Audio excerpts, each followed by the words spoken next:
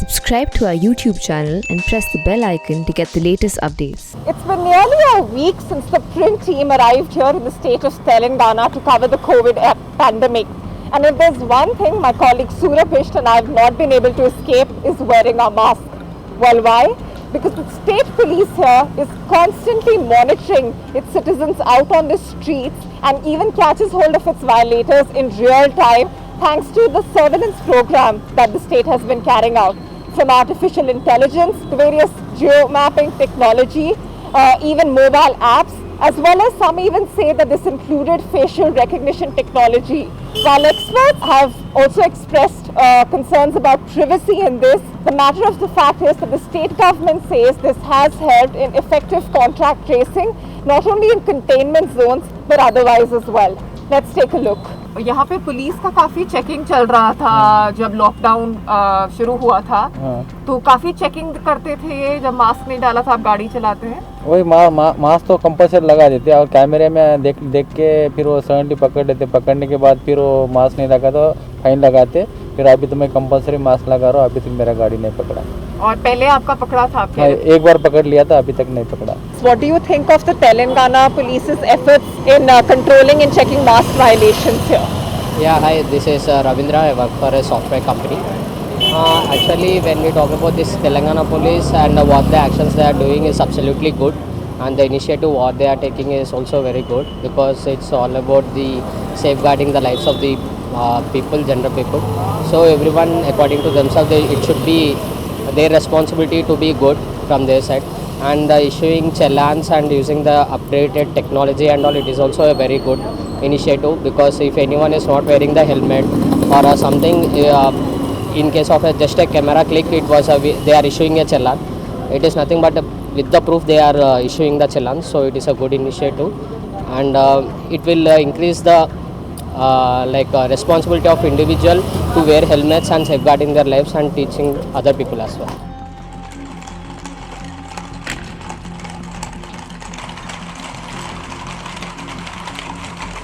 The Commissioner of Hyderabad City, Mr. Anjani Kumar, who's going to be throwing light on in terms of how they managed to do this. So thank you so much for speaking to us. Of course, Telangana was the first state that actually implemented, the lockdown, which is why perhaps some of you got out in the field quite early. So how did you actually manage to sort of carry out this process in an elaborate way? This is the 10th week of the lockdown and the entire operation of fighting the virus. Hyderabad city and Telangana, the first 2 weeks were very crucial. I would like to explain through this map. Like if you see the chart, there is one person called Muhammad Ubaid Khan, who is the primary contact. Now from the primary contact, the second level of... I'm sorry, I'm going to interrupt you.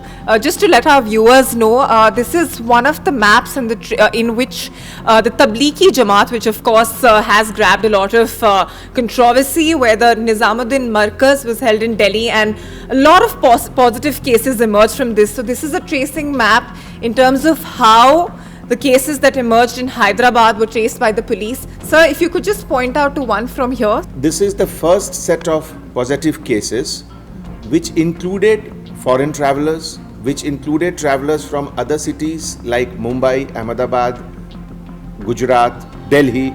Also it has Markaz groups. So it is not that it belongs to only Markaz group, it is the entire set of initial infections. Okay. And our target was right from the time they landed at Shamshabad airport or they deboarded from any railway station, Nampalli, Sikandrabad or Hyderabad station, then who all were traveling with them, who were their co-passengers, who were sitting in the next row, front row behind.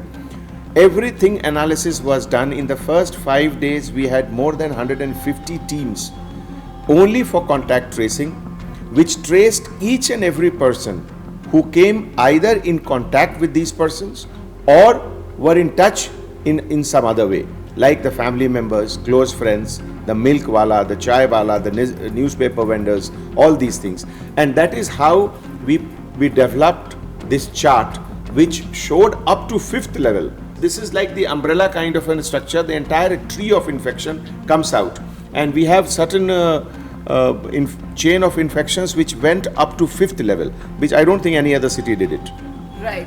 And so even moving on from that, of course, that's one of the ways in which, we sort of noticed that Hyderabad was able to get these people tested in good time. And of course, they were quarantined post that. We've also heard, I visited the Gandhi Hospital, which of course is the key COVID hospital in Hyderabad, where we noticed that there were cops in the COVID ward, not a very usual sight in other places that I've been covering the crisis. Why is that? Yes, that was very, very. In the initial stage, it happened perhaps on the second or the third day. There was some issue in Gandhi Hospital in which one of the COVID patient, he misbehaved with the doctor. And as you know that the doctors being, they were the front line warriors, and it is our responsibility to provide a sense of security to each one of them.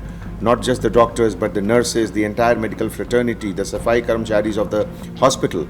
So we had to, in order to inculcate a sense of safety and security, we immediately looked for volunteers, and to our good surprise, about 45 constables and officers immediately agreed. Each and every SI, each and every sub-inspector in the first 5 to 8 days, they were only doing this work so that not even a single stomach should go to sleep without food.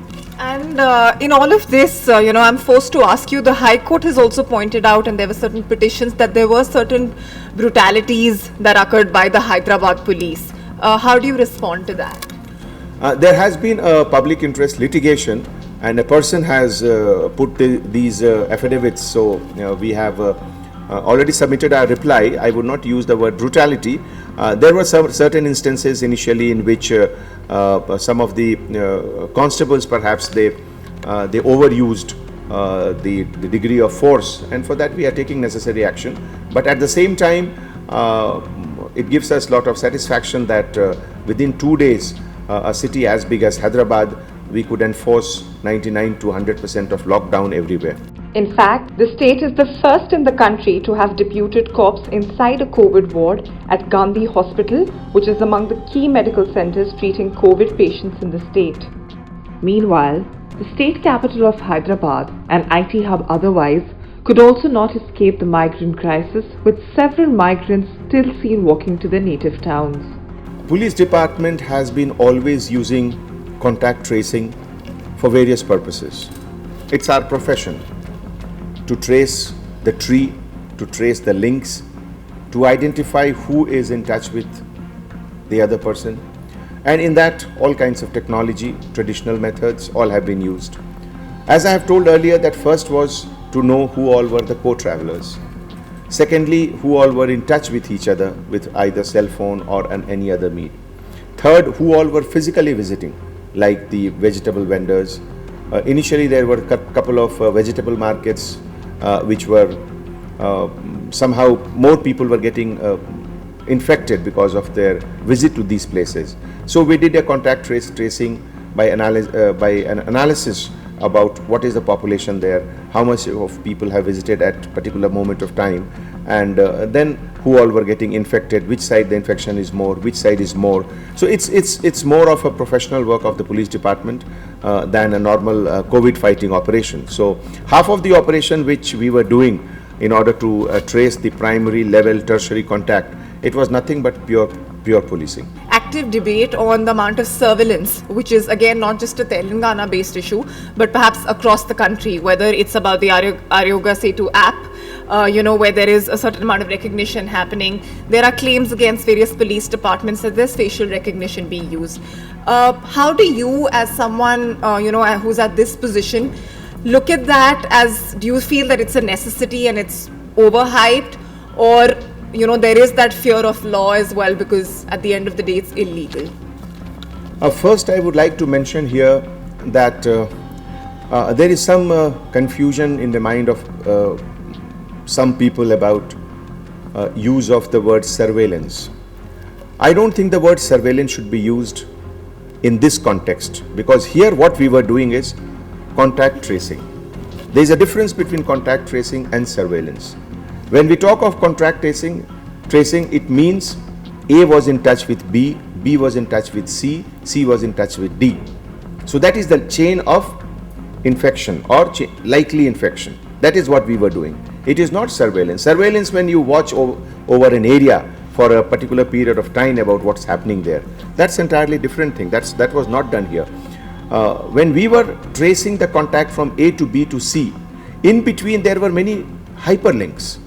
Like when A has gone to B, there was a taxi driver also there, or somebody gave them a lift. So there is an hyperlink. So we were basically trying to unearth these small links, which helped us initially in the first 2-3 weeks to stop the spread of the infection. And that is the only reason why, when other cities like Mumbai and Delhi, the spread was more, Hyderabad, it was contained and remained very limited.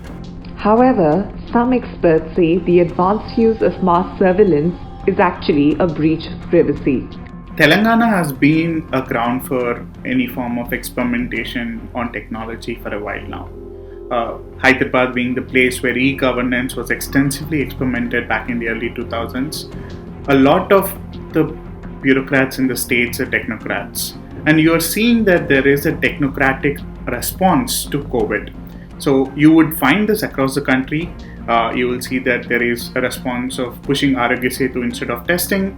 In a similar fashion in Telangana, instead of actually releasing the numbers of people who are tested, what the government is actually doing is the police department is collecting a lot of data on how many people are wearing masks and if people are together using image recognition technologies. Essentially, these form of technologies are surveillance, and the fundamental right to privacy judgment by the Supreme Court clearly says that any form of surveillance needs to be backed by a law. And this extends to Arogya Setu or any other technology. As people are demanding laws for these technology solutions that government is pushing onto us, it's important to recognize this is happening because the bureaucrats actually believe that technology can help them solve a healthcare crisis. But the fact remains, on the ground, nobody is testing, and the government's not even giving masks to people who don't have them. So instead of actually doing a healthcare response like that, where everybody gets a mask or enough hospitals are built, we are seeing increasing funds being put towards building new forms of surveillance technologies. And this is dangerous because any infrastructure that is built during any crisis will always remain. And it's illegal. With Surabh Bish, this is Anisha Bedi reporting from Telangana on the COVID pandemic for The Print.